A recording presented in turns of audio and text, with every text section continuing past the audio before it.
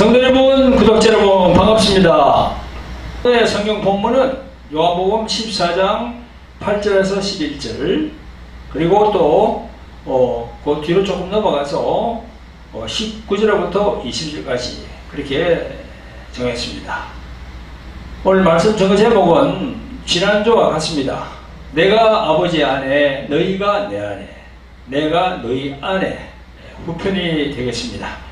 이 시간도 보혜사 성령께서 저희 입술에 기름 부어 주셔서 영의 말씀만 선포할 수 있도록 간절히 기원하면서 말씀을 전가하겠습니다. 자, 오늘 요한복음 14장 8절부터 12절까지 펴보시기 바랍니다.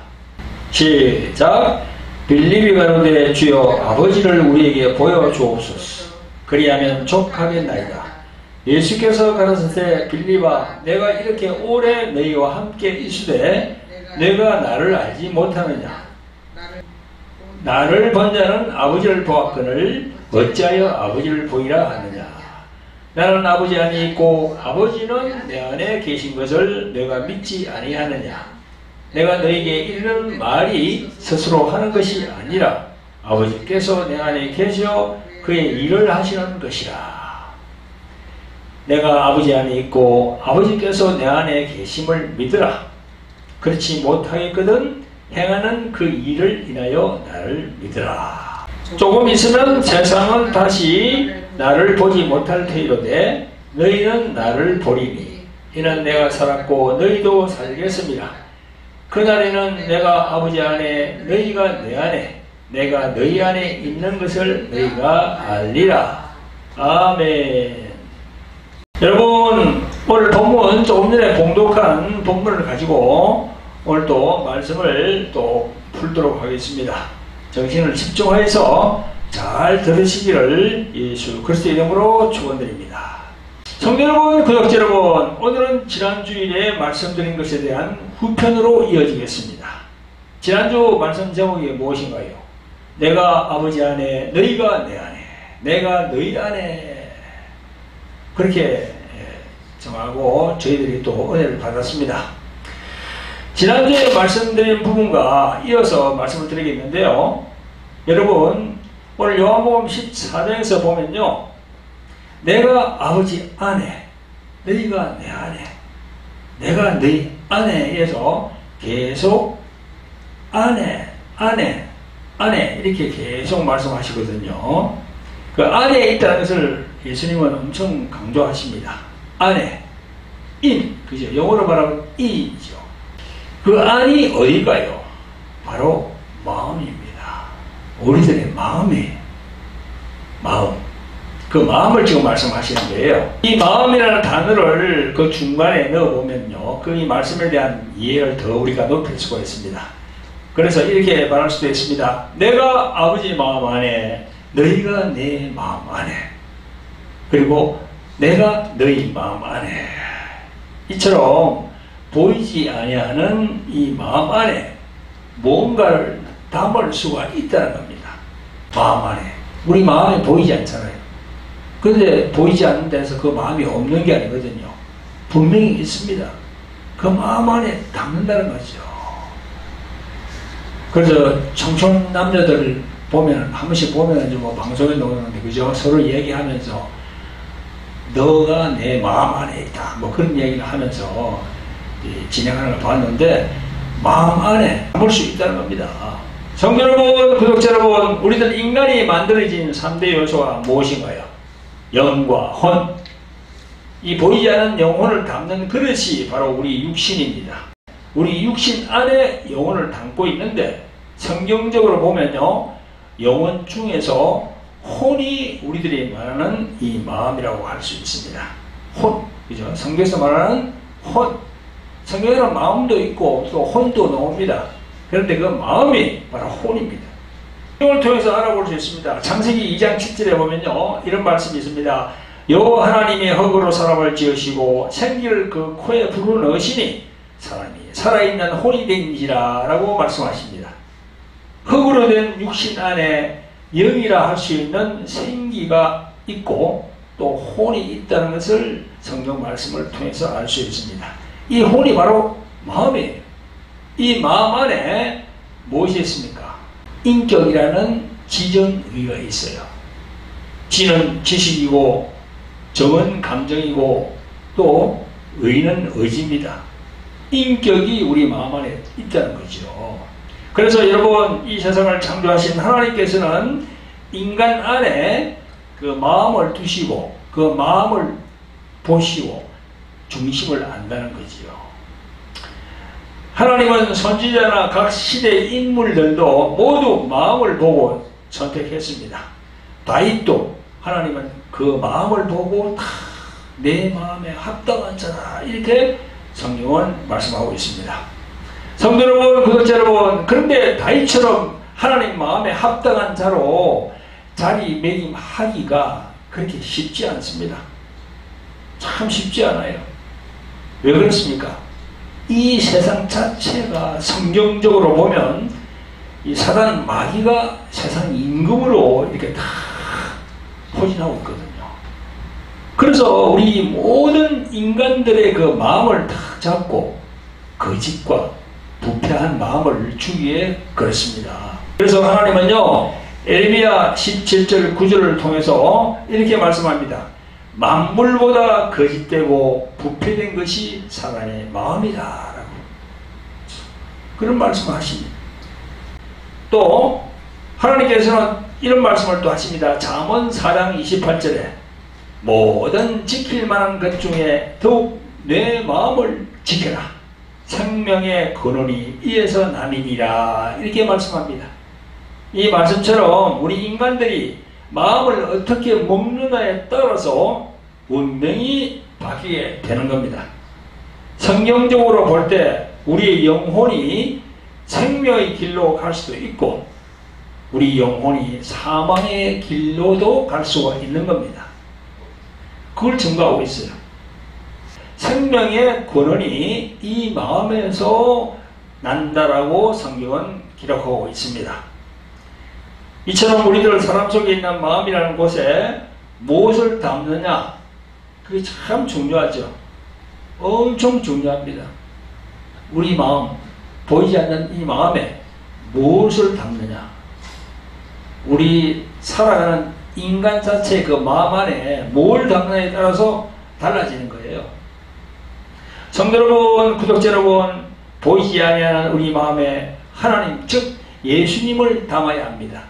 그런데 세상에 많은 사람들은 하나님, 즉 예수님을 마음에 담기를, 마음에 두기를 싫어합니다.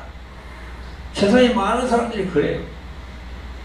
그게 성경 말씀에 나와 있습니다. 로마서 1장 28절부터 보면요, 이렇게 말씀합니다. 또한 저희가 마음에 하나님 두기를 싫어하며 하나님께서 저희를 그 상실한 마음대로 내어버려 두사 합당치 못한 일을 하게 하셨으니 곧 모든 불의, 추악, 탐욕, 악의가 가득한 자요, 시기, 살인, 분쟁, 사기, 악독이 가득한 자요, 이런 말씀을 하고 계세요. 우리 마음 안에 이런 추한 것들이 다 들어온다는 겁니다. 성경이 그걸 증거하고 있어요. 그러니까 이 세상에 많은 사람들은 하나님을 마음에 두기를 싫어하는 거예요. 싫어하는 거예요. 성경이 그걸 증거하고 있잖아요. 그래서 하나님께서 원하지 않는 길을 많은 사람들이 가고 있는 겁니다. 하나님을 모른다는 것은 바로 예수님을 모르고 하나님이 싫어하는 길을 그렇게 가고 있다는 거죠. 그 길은 무슨 길입니까? 그게 바로 잘못된 길이거든요. 그게 바로 사망의 길이거든요. 그래서 우리는 우리 마음에 하나님의 아들이신 그분, 예수 그리스도 그분을 우리 마음에 모셔야 되는 겁니다. 그래서 오늘도 이 말씀을 보면요, 예수님께서 너희가 먼저 내 안에 다 그랬어요. 예수님 먼저 그렇게 했어요. 너희가 내 안에 그랬어요. 순서를 보면. 그 다음에 내가 너희 안에 그랬어요. 우리가 먼저 예수님 마음에 들어가야 되는 거예요. 그리고 예수님을 인정해야 되는 거예요. 내가 예수님을 인정 안 하는데 예수님께서 다 인정하는 건 없어요. 우리 인간이 하나님을 먼저 인정하고 고개를 숙여야 되는 거예요. 그래야만이 우리 안에 예수님이 들어오게 되는 거예요. 그 말씀도 그렇잖아요. 순서가 먼저 예수님 마음 안에 우리가 들어가야 돼요. 예수님 인정해야 됩니다. 성도 여러분, 구독자 여러분, 우리들 마음 속에, 그죠? 우리 사람들 속에 있는 이 마음이 엄청나게 중요하다는 것을 여러분들은 깨달으시고 모든 일을 진행하시기를 예수 그리스도의 이름으로 축원드립니다.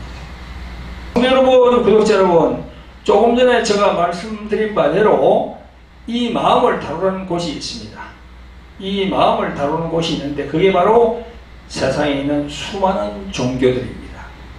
세상에 있는 수많은 종교들이 사람의 마음을 다루는 곳입니다. 세상에 있는 종교라는 것은요, 신이나 초월적 영적인 존재에 대해서 믿음을 공유해서 신앙 체계를 만들어서 그 신앙 공동체를 탁 만들어 가지고 그 신앙 공동체가 진행하도록 그렇게 이끌어가는 것이 바로 종교입니다. 그래서 그 신앙 공동체에서 제일 중요히 여기는 것이 뭡니까? 바로 믿음이에요. 그 믿음은 그 종교에서는요, 중요한 단어이며 세상에는 잘못된 종교도 많지만 대개의 종교가 선을 추구하고 있고 악을 멀리하는 경향이 있습니다. 그렇죠. 수많은 종교가 있는데 다 잘못된 건 아니고요. 거의가 선을 추구한다는 거죠. 악을 멀리하라고 이렇게 인간들이 그렇게 얘기를 합니다. 우리 인간은 불안하거든요. 그러니까 종교를 택해서 뭔가 불안한 그 심신을 달래기를 원해요. 그래서 그 종교라는 것이 심신의 안정을 가져다 주는 효과가 있습니다. 그래서 그들 나름대로 신을 모시고 있는 곳에 가면 마음이 편하고 안정을 취한다고 그렇게 얘기를 합니다. 그래서 그러잖아요. 저 밖에 종교들을 가진 사람들 사찰에 가면 마음이 편해진다고 그러잖아요. 저 산에 있는 사찰, 그죠? 하지만 여러분, 앞서서 제가 말씀드린 바 있는데요. 종교는 우리 인간들과 불가분의 관계가 있는데 그것이 우리 인간 내면에 있는 영혼의 문제가 결부가 되어 있습니다. 여러분, 창조주 하나님은 어떤 분이십니까? 우리를 지으신 분이십니다. 우리의 육신과 영혼을 지으신 분이시기에 창조주 하나님의 말씀을 여러분, 사람이 사람을 죽이면 어떻게 됩니까? 그걸 보통 우리가 세상에서 살인한다 그러잖아요. 그 살인하면 이 세상에서도 법으로 심판받아서 중형을 받습니다. 어떤 경우에는 무기징역 또는 사형도 선고받을 수 있어요. 그래서 이 판사들은 그냥 아무렇게 그냥 법을 집행하는 게 아니고요. 율법 전서에 법에 의해서 그렇게 판결을 하는 거예요. 근데 그 법이 어디로부터 영향을 받았습니까? 바로 성경에 나오는 율법입니다. 율법. 모세의 율법에 근간해서 각 나라의 법을 다 그렇게 만들어 겁니다. 사람을 죽이면 최고 사형까지 그렇게 주는 걸로 되어 있어요. 왜 사람을 죽이면, 살인하면 그렇게 무거운 형량을 줍니까? 이게 성경에 나와 있거든요. 창세기 1장 26절에 하나님이 가라사대 우리의 형상을 따라 우리의 모양대로 우리가 사람을 만들고 그로 바다의 고기와 공중의 새와 육축과 온 땅과 땅에 기는 모든 것을 다스리게 하자 하시고, 여기에 분명히 나와 있습니다. 우리의 형상을 따라 우리의 모양대로 우리가 사람을 만들고, 우리가 사람을 만들고, 이게 삼위일체 하나님이 딱 나오잖아요. 복수가 나오잖아요. 복수가. 그죠? 내가 사람을 만들고 그렇게 안 했어요. 1인칭이 아닙니다. 복수가 나와요. 우리의 형상대로, 우리의 형상을 따라 우리의 모양대로 우리가 사람을 만들고 그랬어요. 여기에 삼일째 하나님이 딱 놓는 거예요. 성부, 성자, 성령 하나님이 다 놓는 거예요. 아시겠어요? 네. 그러니까 하나님의 형상대로 인간을 만들기 때문에 인간이 인간을 죽이면 안 된다는 겁니다. 살인하면 안 된다는 거예요. 그게 모세의 법에 딱 나와요.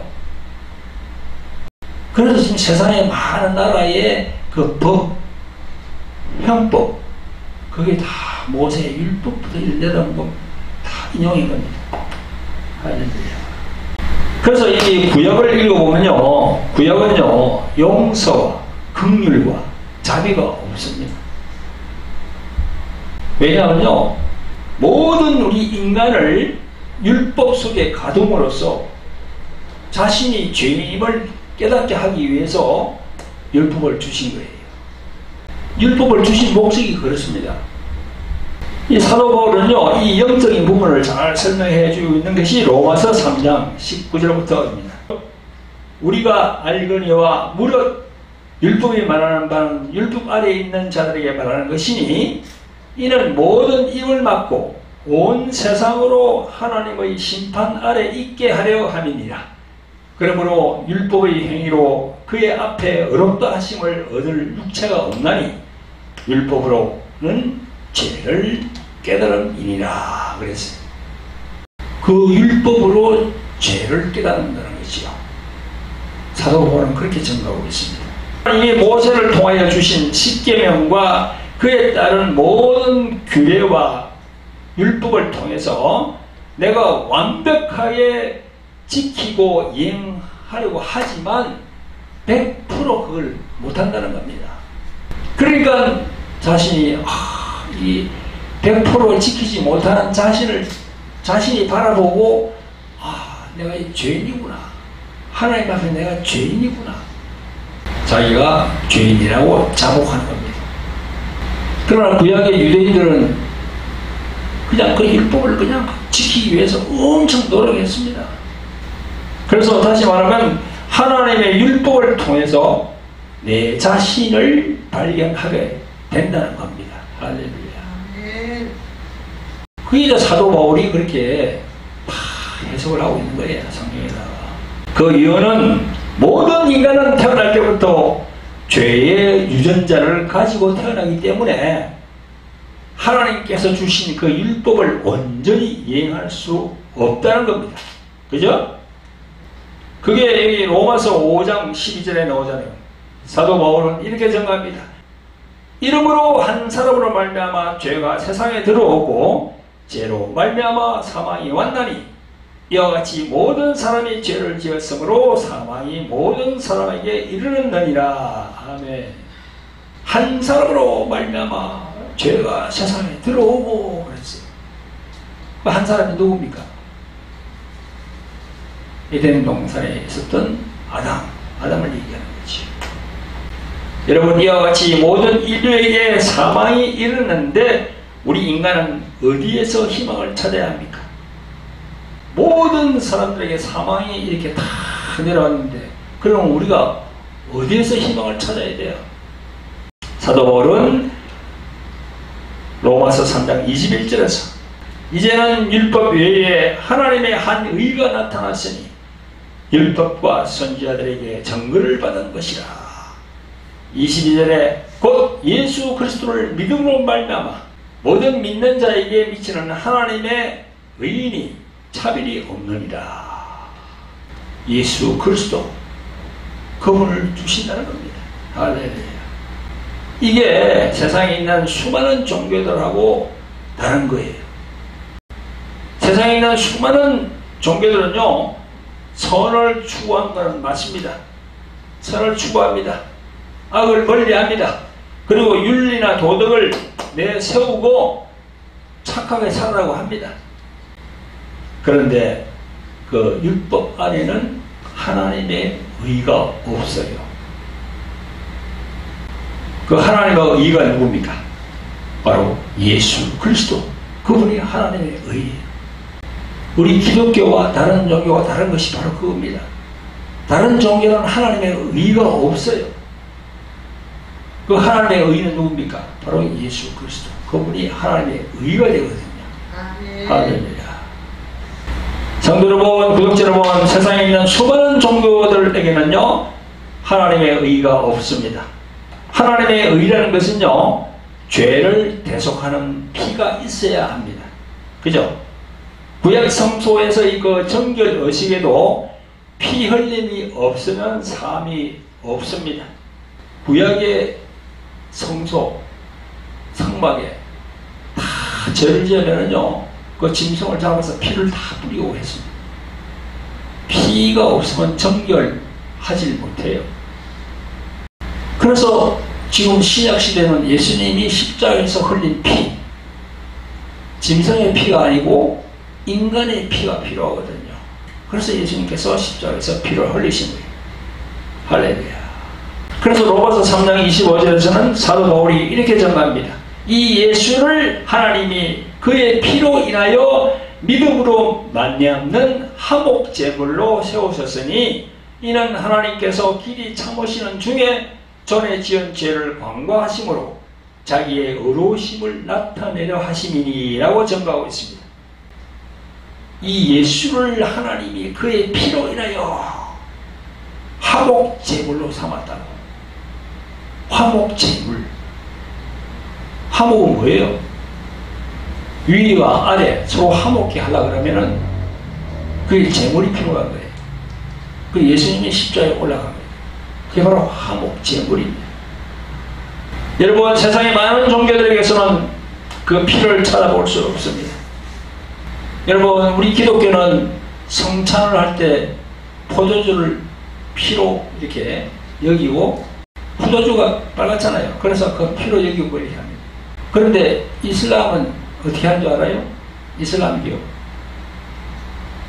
포도주가 아니고요 커피입니다. 커피. 이슬람은 커피를 엄청 좋아하게 여깁니다. 그래서 무슨 의식할 때마다 커피를 이렇게 타가지고 그걸 아주 그냥 귀하게 여기고 합니다. 기독교와 다른 종교와 완전히 다른 것은요 피의 종교라는 것입니다. 피는 생명입니다. 우리들 보이는 이 육신도 피를 다 소진하게 되면 그 사람의 생명은 끝이 되고 죽습니다. 이와 같이 그리스도의 피는요 우리 영혼의 생명을 살리시는 영적인 피라고 할 수 있는 겁니다. 그래서 세상의 많은 종교들과 우리 기독교와 다른 것이 그게 피, 인간의 피 때문에 다른 거예요. 여러분, 불교 생활하는 사도어머니가 인류를 위해서 피를 흘렸습니까? 봉제나 혹은 마호멧이 십자가에 올라가 피를 흘렸어요. 그러므로 세상에 있는 종교들이 사람들 보기에 선하게 보일지라도 성경은 이런 말씀을 합니다. 잠언 10장 12절에 보면 이런 말씀이 있어요. 어떤 길은 사람의 보기에 바르나 필경은 사망의 길이니라 이렇게 말씀합니다. 여기에 길이 나옵니다. 유일한 길은 어디로 가야 바른 길입니까? 예수님께서 요한복음 14장 6절에서 예수께서 가라사대 내가 곧 길이요 진리요 생명이니 나로 맘지 않고는 아버지께로 올 자가 없느니라 하신 바로 그 길, 그 길이 우리에게 영혼이 바로 갈 수 있는 온전한 길입니다. 조금 전에 잠언 14장 12절에서 말했잖아요. 그죠? 어떤 길은 사람 보기에 바르다. 어떤 길은 그 길이 뭡니까? 다른 종교들 뭐 많잖아요. 지금 불교, 뭐 힌두교, 이슬람교 뭐 엄청 많습니다. 다 그런 종교도 뭐 선을 추구하고 사람들 착하게 살아라고 이렇게 하지. 볼 때는 바른 것 같아. 그러나 거기는 피가 없다니까요. 피가 없으면 사망의 길이에요. 아직도 길을 제대로 찾지 못해서 헤매고 있는 사람들이 있습니까? 바로 예수 그리스도 이분이 당신의 영혼이 찾고 있는 길임을 인식하시고 하루속히 예수 그리스도를 만나시기를 예수님의 이름으로 축원드립니다. 할렐루야.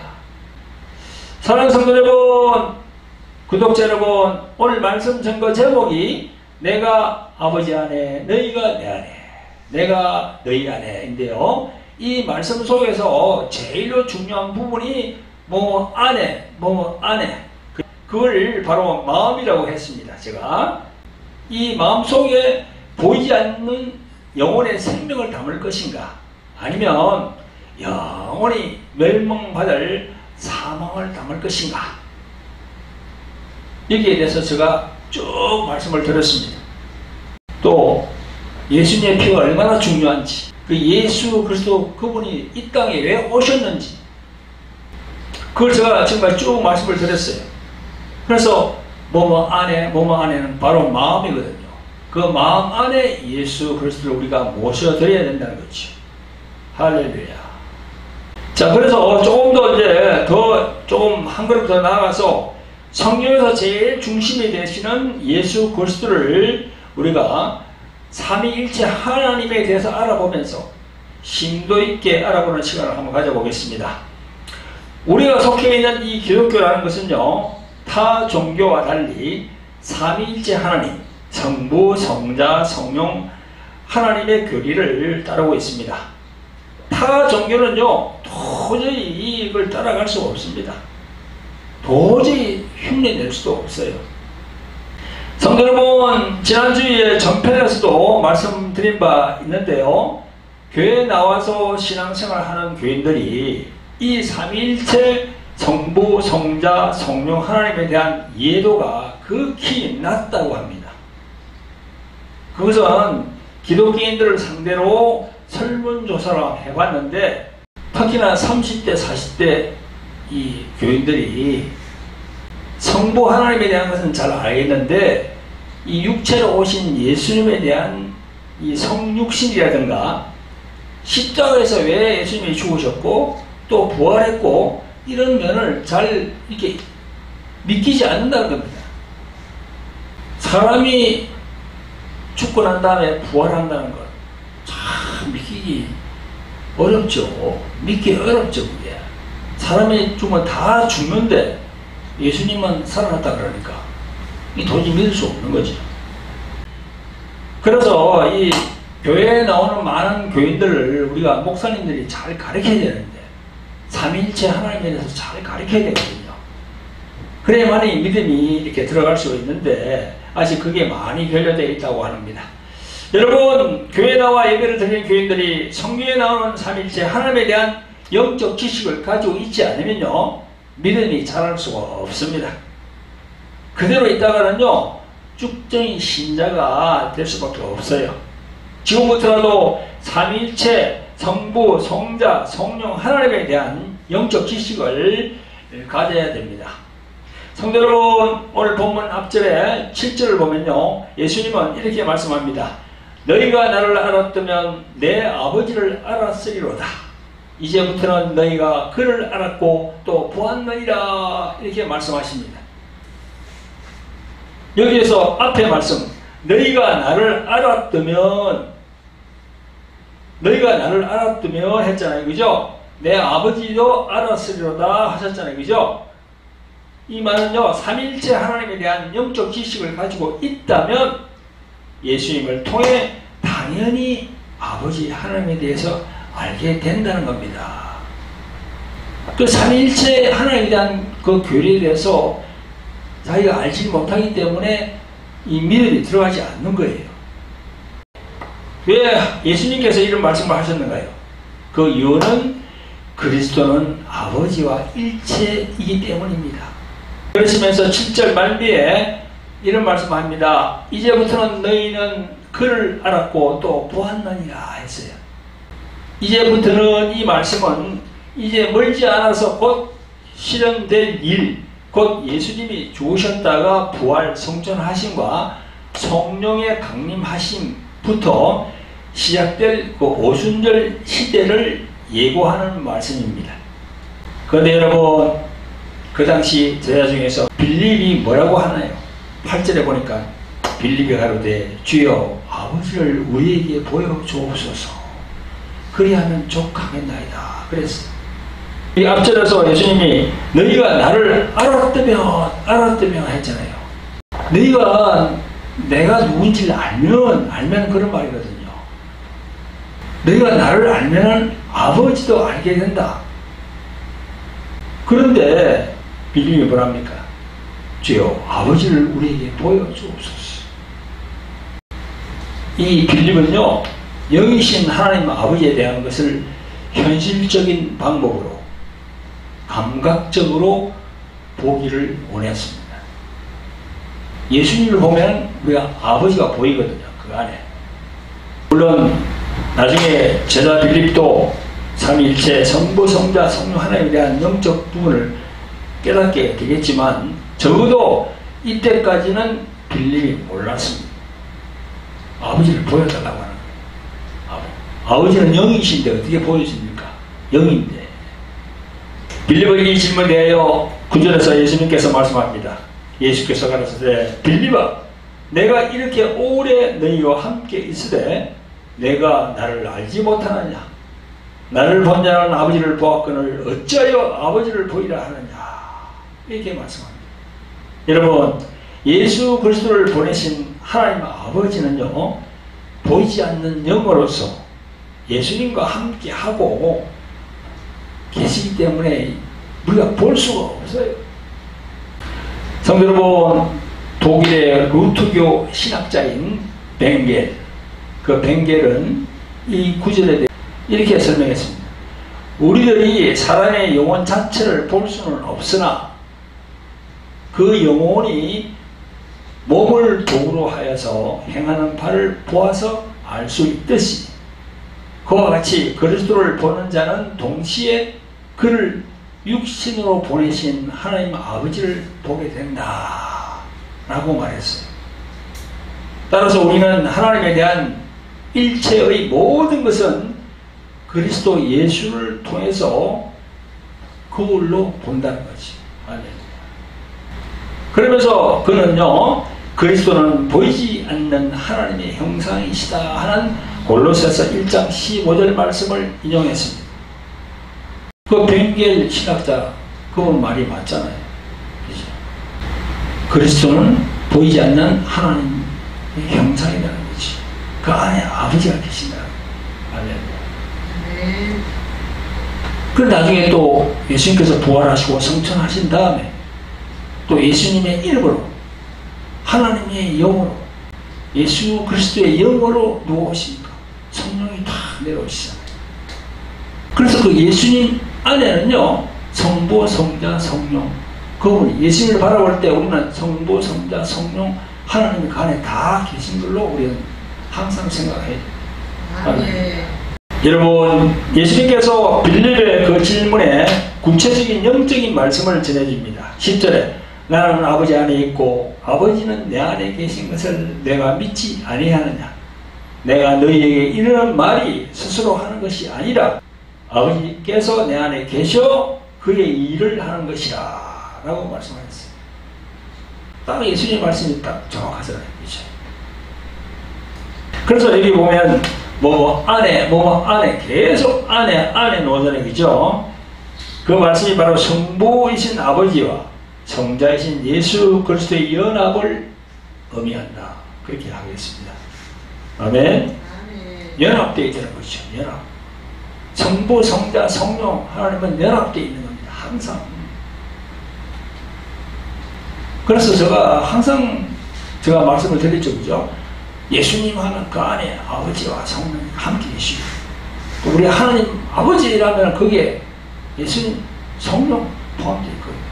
또 성령 하나님 하면은 성부, 성자로 다 같이 이렇게 세 위격이 다 하나로 딱 되어 있는 거예요. 전에 보니까 뭐 어떤 분은 뭐 하나님 아버지는 금메달, 뭐 예수님은 은메달, 또 뭐 성령님은 동메달 해가지고 1위, 2위, 3위 하던데 그렇게 하면 안 됩니다. 다 금메달이에요. 금메달. 다 1위입니다. 1위. 근데 한 분으로 되어 있다는 거죠. 할렐루야. 성도 여러분, 이 부분에서 교회에 나와 신앙생활하는 교인들은요, 예수님께서 자신 안에 아버지께서 함께 하신다고 말씀하니까 그 아버지를 구약에 나오는 여호와 하나님으로 연상합니다. 그죠? 맞아요. 구약에 나오는 여호와 하나님의 성부 아버지 그 위에요. 위계에. 전편에서도 잠깐 말씀을 드린 바가 있는데요. 창세기 1장에 나오는 하나님은 히브리 말로 엘로힘 하나님입니다. 이런 이 세상 만물을 창조한 그 하나님을 말할 때 엘로힘 하나님이라고 하는 거예요. 그런데 창세기 2장으로 넘어가면 어떻게 됩니까? 이때부터는 여호와 하나님으로 나타나게 됩니다. 하나님의 이름 여호와 혹은 야훼, 이 이름은요 두렵고 떨리는 하나님의 이름입니다. 시내산에서 율법을 모세에게 주신 하나님이십니다. 여호와 하나님은요 이스라엘 백성들에게 사랑과 자비를 베푸신 분이 아니에요. 아주 두려운 하나님이에요. 잘못하면 막 하나님께서 내려칩니다. 그 출애굽기 보면요 모세가 시내산에서 그 십계명을 받는 두 돌판을 받잖아요. 받는데 시일이 좀 오래 걸리니까 그 밑에서 모세는 내려오지 않으니까 자기들끼리 그 모세의 형 아론을 막 부추겨가지고 그 뭐 기골이 뭐를 다 금은 거 다 녹여가지고 뭘 만들었습니까? 송아지를 만들었잖아요. 황금 송아지. 근데 그 백성들 어떻게 했어요?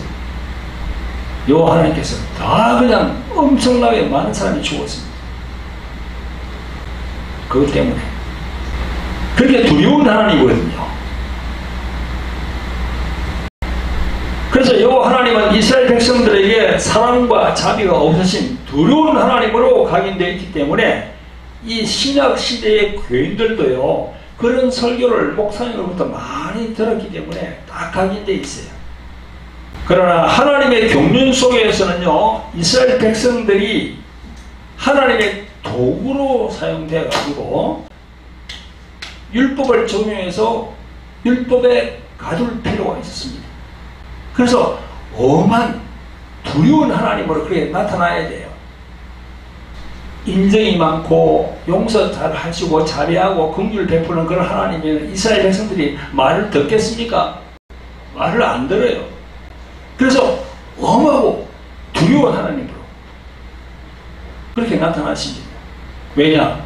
나중에 예수 그리스도가 오는 길을 얘기해 주는 거예요. 할렐루야. 그걸 아셔야 돼요. 그래서 우리 신약시대에 하나님 아버지는 엄청나게 그 인자하시고 사랑이 많으신 하나님 아버지인데 구약으로 생각하면 두려운 하나님이거든요. 그 왜 우리가 두려운 하나님으로 여기게 됩니까? 율법을 주시기 때문에. 율법 안에 가두기 위해서는 하나님께서 그렇게 할 수밖에 없었다는 거지.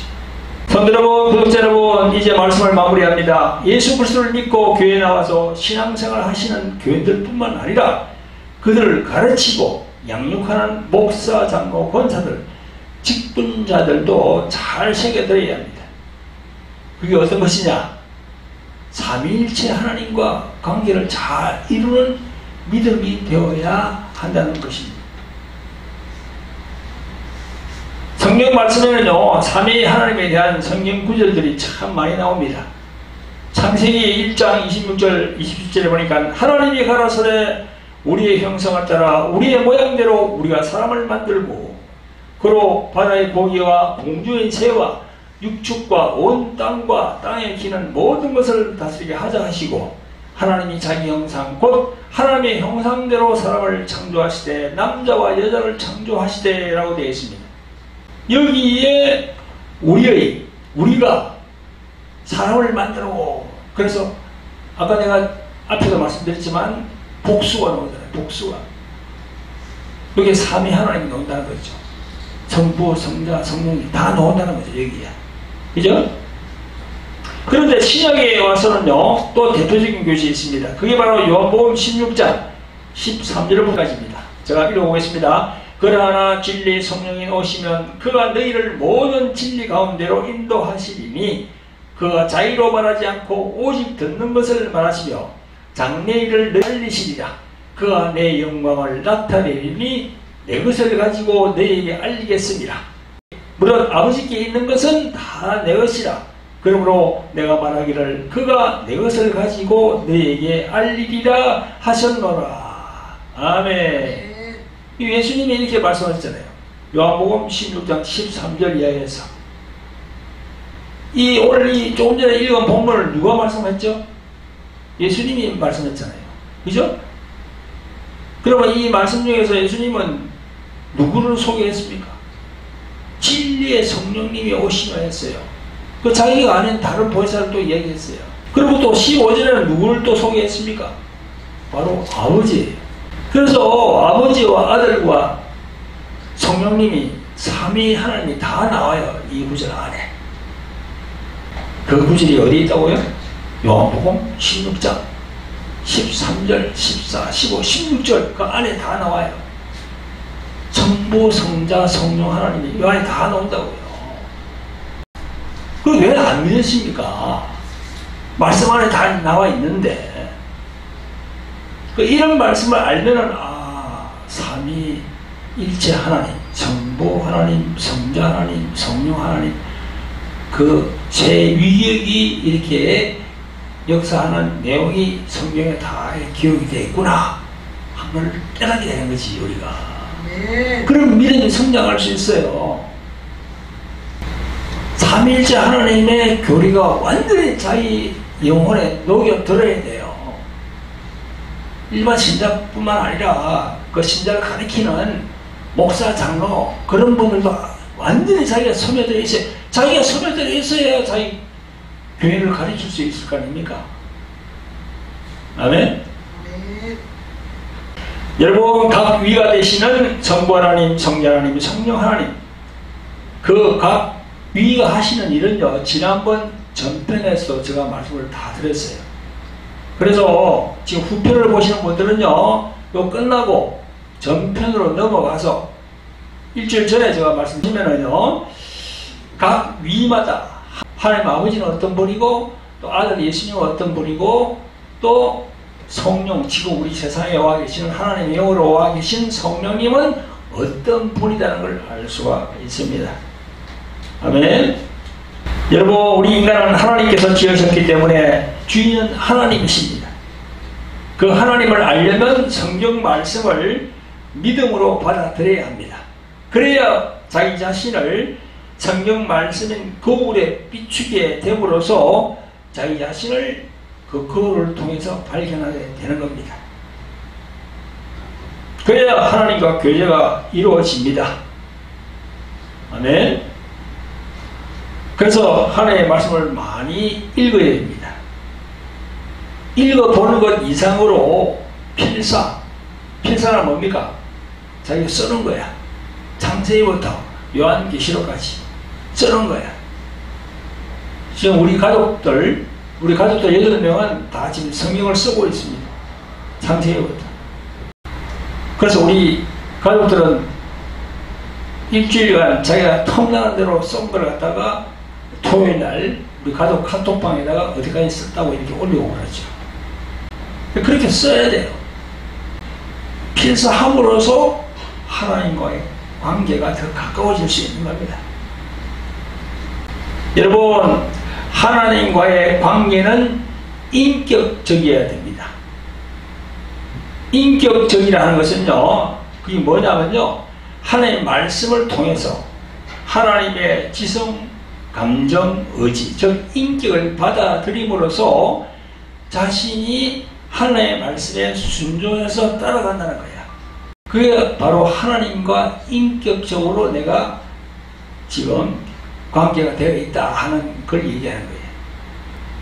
여러분은 하나님과 인격적으로 지금 선이 다 있습니까?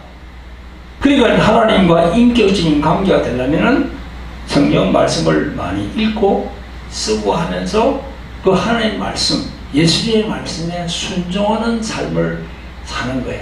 그게 바로 하나님과 인격적인 그런 관계가 형성이 되어 있다는 겁니다. 그게 형성이 되어 있지 않으면 하나님과의 인격적인 관계가 되어 있지 않아. 인격적인 관계가 돼야만이 천국을 갈 수가 있는 겁니다. 아니, 하나님과 예수님과 인격적인 관계가 안 되는데 어떻게 천국 갈 수 있습니까? 천국이 그렇게 쉽게 들어가는 곳입니까? 아니거든요. 하나님과 인격적인 관계가 되어야 됩니다. 할렐루야. 그래서 삼위일체 하나님과 인격적 관계가 되어서 천성을 향해서 중단 없이 걸어가시는 여러분들이 되시기를 예수 그리스도의 이름으로 축원드립니다. 아멘. 자, 기도합니다. 긍휼이 풍성하신 아버지 하나님, 오늘도 귀하고 복된 주일을 주셔서 예배드리게 하심을 감사를 드립니다. 영광 홀로 받아 주시옵소서. 오늘 말씀은 전주에 이어서 후편으로 내가 아버지 안에, 너희가 내 안에, 내가 너희 안에, 이렇게 삼위일체 하나님, 성부, 성자, 성령 하나님에 대한 영적인 부분을 예수님의 말씀을 통해서 이해가 되게 해주심을 감사를 드립니다. 모쪼록 삼위일체 하나님의 영적인 말씀들이 우리 성도들을 일깨워주셔서 장성한 믿음으로 발전할 수 있도록 성령님 도와주시옵소서. 우리를 죄에서 구원하신 예수 그리스도의 이름으로 감사하며 기도합나이다. 아멘.